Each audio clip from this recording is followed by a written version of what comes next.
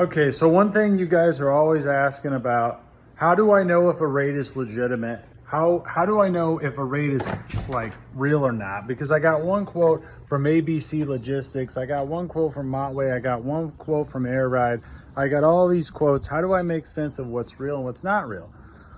Very simple way to do that is honestly just look at three companies' calculators, okay? There's airride.com, which is what I obviously am always endorsing. Feel free to use it or not, your choice.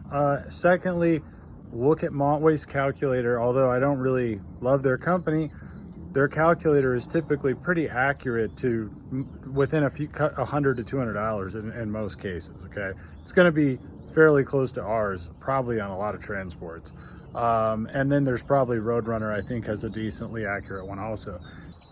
What you guys have to understand is then after you get that quote, whether you book an order with them or not, if they actually want to try to move it, they have to get that load onto the commercial networks where trucking companies are actually looking at and picking up loads, okay?